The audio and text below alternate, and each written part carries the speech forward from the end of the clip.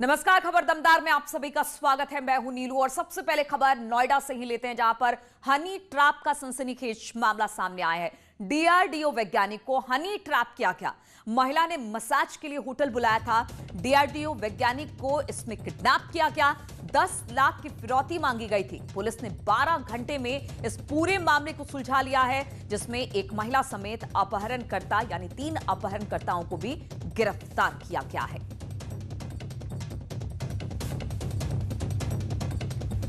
तो honey trap का ये पूरा मामला है। डीआरडीओ के वैज्ञानिक को किस तरह से फंसाया गया, हम आपको बता दें कि डीआरडीओ वैज्ञानिक को हनी ट्रैप किया गया। महिला ने मसाज के बहाने एक होटल में बुलाया डीआरडीओ वैज्ञानिक को और उसके बाद इन्हें किडनैप कर लिया गया। 10 लाख की फिरौती इसके बाद मांगी गई, लेकिन पुलिस ने भी कार्रवाई करते हुए 12 घंटे में ही मामले को सुलझा लिया। और बातचीत करने के लिए अमित सिंह इस वक्त नोएडा से हमारे साथ जुड़ गए हैं। अमित, पहले तो पूरा मामला बताइए कि क्या है और किस तरह से पुलिस ने इस पूरे मामले को सुलझाया। देखिए, गौतम बुद्ध नगर में एक बड़ी वारदात होने से बच गई, जहां डीआरडीओ के जो साइंटिस्ट था उसका अपहरण कर लिया गया। अपहरण के पीछे पूरा हनी ट्रैप गैंग था। गैंग इस तरह से काम कर रहा था कि मसाज के नाम पे पहले जो साइंटिस्ट था उसको फंसाया गया। फंसाने के बाद साइंटिस्ट को एक होटल में ले जाके उसका अपहरण कर लिया गया, वहाँ बंधक बना लिया गया। जब साइंटिस्ट को लगा कि उसका वो बंधक बन गए हैं, उसके बाद उसके परिजनों को फ़ोन किया गया, जिसमें 10 लाख की रंगदारी मांगी गई। रंगदारी मांगने के बाद जब पता लगा कि परिजनों को कि उसका अपहरण हो गया, तो उसने पुलिस को सूचना दी, तो पुलिस भी एक्टिव हो गई। पुलिस एक्टिव होने के बाद लगातार इस पर काम करती रही और उसके बाद 12 घंटे के बाद पुलिस ने पूरे मामले का खुलासा कर दिया है। 2 बजे के बाद आज पीसी करेंगे वरिष्ठ अधिकारी। इसमें 3 लोगों को गिरफ्तार किया, जिसमें एक महिला भी है। मसाज के नाम पे साइंटिस्ट को फंसाया गया था, हनी ट्रैप किया गया था। अब पूरा मामला 2 बजे के बाद ही पुलिस बता पाएगी कि किस तरह से पूरा घटनाक्रम हुआ था। जी अमित, अगर इस पूरे मामले की बात की जाए, इस मामले का तो 12 घंटे में पटाक्षेप हो गया, पुलिस ने इसको क्रैक कर दिया, लेकिन इससे पहले भी क्या ये जो गिरोह है जो जिस तरह से सक्रिय है दिल्ली एनसीआर में, क्या इससे पहले भी इस तरह के मामले सामने आए? पूछताछ में पुलिस के हाथ क्या लगा है? देखिए, पुलिस का कहना है कि जो ये गैंग है, एक गैंग इस तरह से काम करता है कि मसाज के नाम पे लोगों को फंसाता है। फंसाने के बाद उनको फिर अपहरण कर लेता है। अपहरण करने के बाद उनसे पैसे मांगे जाते हैं। अगर जो उनके चंगुल में फंस जाता है और पैसे दे देता है तो उसको छोड़ दिया जाता है। अगर नहीं छोड़ा जाता है और पैसे नहीं दिए जाते तो फिर किसी वारदात को अंजाम भी दिया जाता है। तो कहीं ना कहीं देखा जाए तो गैंग काफ़ी दिन से सक्रिय है। पुलिस का दावा है कि अब जो गैंग गिरफ्तार हुआ है, इससे और भी जो वारदात हुई है इनके द्वारा घटित की गई हैं, उनका भी खुलासा होगा। लेकिन ये बड़ी उपलब्धि है गौतम बुद्ध नगर पुलिस के लिए कि 12 घंटे के बाद भी एक वरिष्ठ साइंटिस्ट को जो हनी ट्रैप में फंसे थे उनको बरामद कर लिया गया सकुशल। जी चलिए, तो 2 बजे का इंतजार करना होगा और किस तरह के खुलासे इसको लेकर हैं पुलिस करने वाली है, उस पर हमारी नजर बनी रहेगी। फिलहाल बहुत बहुत शुक्रिया आपका अमित, तमाम जानकारी देने के लिए। और खबर मिर्जापुर से अब लेते हैं, जहां पर बदमाशों ने बड़ी वारदात को अंजाम दिया। यहां सरिया फैक्ट्री के डायरेक्टर और इंजीनियर को बदमाशों ने गोली मार दी, जिसमें टेक्निकल डायरेक्टर की मौके पर ही मौत हो गई। बाजार से कपड़ा खरीदने के दौरान बदमाशों ने ताबड़तोड़ फायरिंग शुरू कर दी। मृतक जीव नंदन रथ बताया जा रहा है कि उड़ीसा के रहने वाले थे।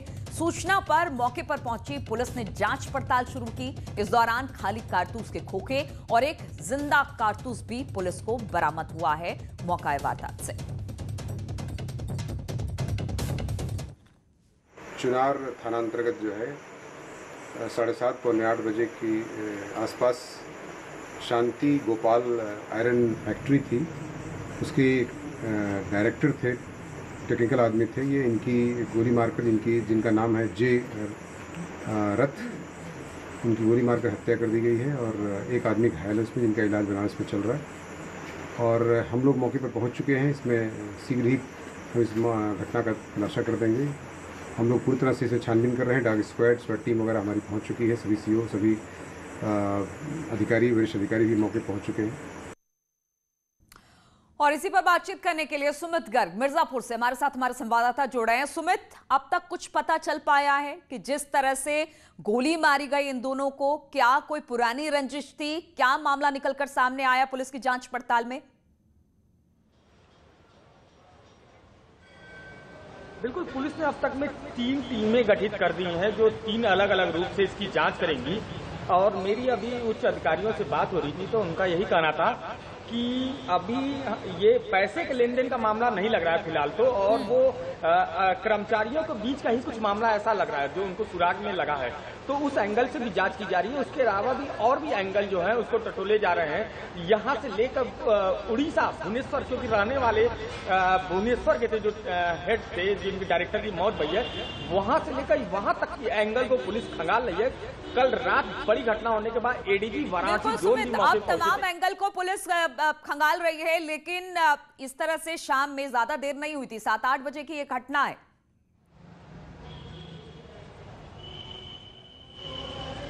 बिल्कुल यही बात है कि सरे बाजार में, क्योंकि जिस जगह वो इलाका था वो पूरा पॉश इलाका था और बाजार था। बिल्कुल, तो सरे शाम कहा जा सकता है, इस तरह से गोली मारी गई है। अब पुलिस लगातार हर एंगल से इस पूरे मामले की जांच कर रही है। बहुत बहुत शुक्रिया आपका सुमित, जानकारी देने के लिए। बढ़ते हैं अगली खबर की ओर, बात करते हैं सीएम योगी के दौरे की। तो आज सीएम योगी का उन्नाव दौरा है और यहां पर सीएम बीजेपी कार्यकर्ताओं से उपचुनाव को लेकर मुलाकात करने वाले हैं। साथ ही कार्यकर्ताओं को चुनाव को लेकर रणनीति के बारे में भी बताएंगे कि किस तरह से चुनाव को लेकर आगे की रणनीति होगी। ये सीट हम आपको बता दें, कुलदीप सिंह सेंगर के जेल जाने के बाद से खाली हुई थी। इसके अलावा सीएम योगी जनता की नब्ज टटोलने के लिए कार्यकर्ताओं से भी बातचीत करेंगे। सीएम योगी अपने दौरे में कई योजनाओं का लोकार्पण भी कर सकते हैं। वहीं सीएम के दौरे से पहले यहां पर वरिष्ठ अधिकारियों ने सुरक्षा व्यवस्था का भी जायजा लिया है।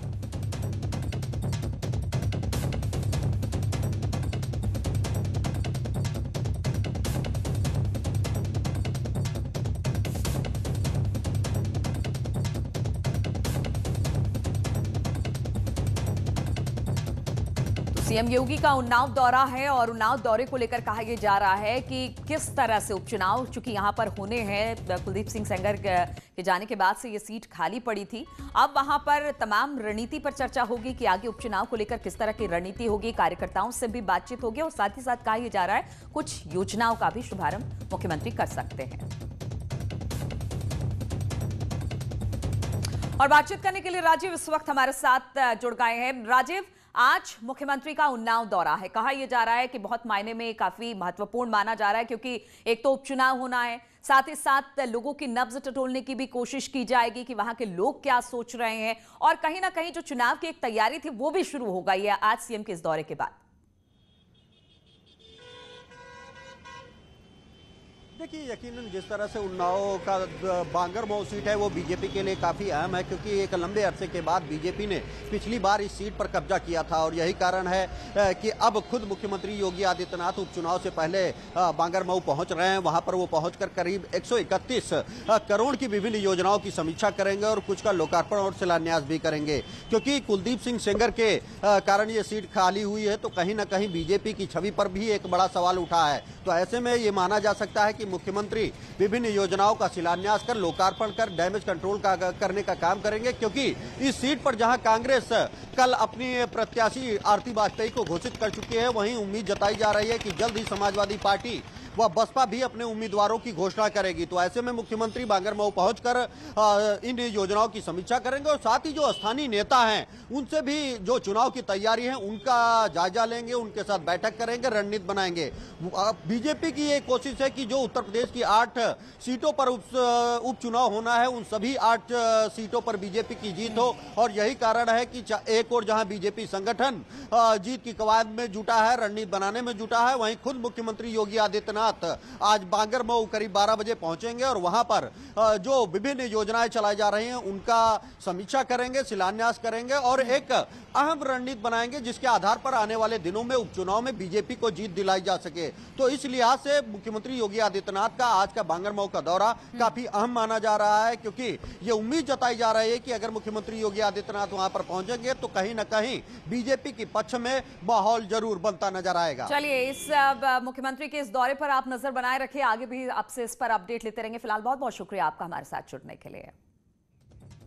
और अयोध्या में पुलिस और बदमाशों के बीच मुठभेड़ हुई की खबर आ रही है। मुठभेड़ में अपराधी अरविंद मालवीय को गोली लगी है, जिसे गिरफ्तार कर लिया गया है। एक सिपाही संदीप यादव को भी एनकाउंटर के दौरान गोली लगी है, जिसे अस्पताल में फिलहाल भर्ती करा दिया गया है। थाना खंडासा क्षेत्र के बड़ा गांव रोड पर पुलिस और बदमाशों के बीच ये मुठभेड़ बताई जा रही है। इस दौरान थाना खंडासा और क्राइम ब्रांच की टीम मौजूद थी, जहां पर यह मुठभेड़ हुई है। तो अयोध्या में पुलिस और बदमाशों के बीच मुठभेड़ हुई की खबर आ रही है। यहां पर मुठभेड़ में अपराधी अरविंद मालवीय को गोली लगी, जिसे बाद में गिरफ्तार कर लिया गया। एक सिपाही संदीप यादव को भी एनकाउंटर के दौरान गोली लगी है, जिसे अस्पताल में भर्ती करा दिया गया है। बताया जा रहा है कि थाना खंडासा क्षेत्र के बड़ा गांव रोड पर पुलिस और बदमाशों की यह मुठभेड़ हुई। इस दौरान थाना खंडासा और क्राइम ब्रांच की टीम मौके पर मौजूद थी।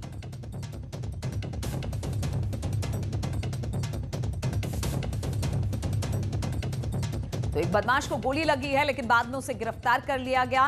पुलिस और क्राइम ब्रांच की टीम दोनों इस दौरान मौके पर मौजूद रही। बताया जा रहा है कि बदमाशों के बीच ये मुठभेड़ हुई। अपराधी अरविंद मालवीय को गोली लगी, जिसे बाद में गिरफ्तार कर लिया गया। एक सिपाही संदीप यादव को भी इसमें एनकाउंटर में गोली लगी है, जिसे अस्पताल में भर्ती करा दिया गया है। और ये पूरा मामला थाना खंडासा क्षेत्र के बड़ा गांव रोड का है, बताया जा रहा है, जहां पर पुलिस और बदमाशों के बीच ये मुठभेड़ हुई है।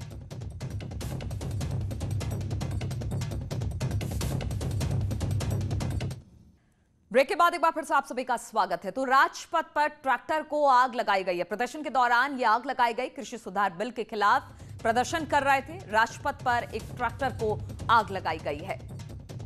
किसानों का लगातार प्रदर्शन जारी है और इस दौरान कृषि सुधार बिल के खिलाफ राजपथ पर ट्रैक्टर को आग लगाकर प्रदर्शन किया गया।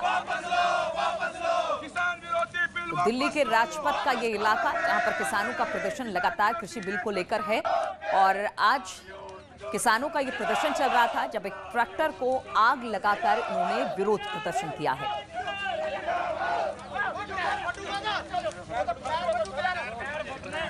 दो तस्वीरें हम आपको दिखा रहे हैं। कृषि बिल को लेकर लगातार किसानों का विरोध प्रदर्शन है। पूरे देश भर में ये विरोध प्रदर्शन देखने को मिल रहा है, और दिल्ली की ये तस्वीर है जहां पर राजपथ पर किसानों का प्रदर्शन था। इस दौरान एक ट्रैक्टर को आग लगाकर इन्होंने विरोध प्रदर्शन किया है। बाद में मौके पर पहुंची पुलिस ने आग को बुझाया है। वहां पर जो किसान प्रदर्शन कर रहे थे उनको हटाया गया। दो तस्वीरें हम आपको दिखा रहे हैं। पहले प्रदर्शन के दौरान किस तरह से ट्रैक्टर को आग लगाई गई, बाद में मौके पर वहां पर पहुंचे, क्योंकि लुटियन जोन है, वहां पर इस तरह के प्रदर्शन की इजाजत नहीं है, और इस तरह का प्रदर्शन किया गया। और बाद में पुलिस ने आग बुझाया, ट्रैक्टर में लगी आग को, और फिर जो किसान थे वहां पर उनको हटाया गया है।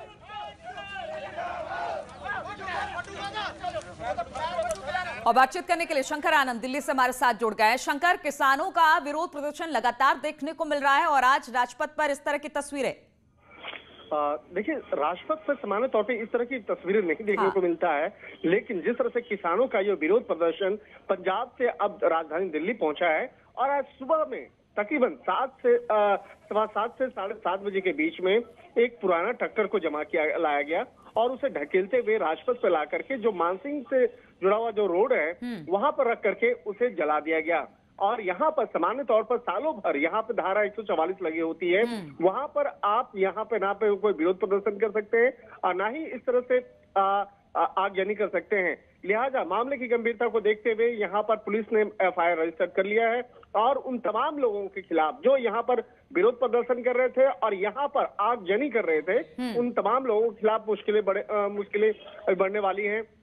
और इस मामले में नई दिल्ली जिला पुलिस जो है अब जल्द ही कई लोगों को हिरासत में भी लेने वाली है। तो बहुत सारे लोगों को हिरासत में लिया जाएगा, क्योंकि अमूमन जो लुटियन जोन है वहां पर 144 धारा रहती है। इस तरह के प्रदर्शन पर वहां पर बिल्कुल रोक है। आप पुलिस इस पूरे मामले को लेकर कार्रवाई करिए। बहुत बहुत शुक्रिया आपका जानकारी देने के लिए। तो इसी के साथ इस बुलेटिन में फिलहाल इतना ही, लेकिन खबरों का सिलसिला लगातार जारी है।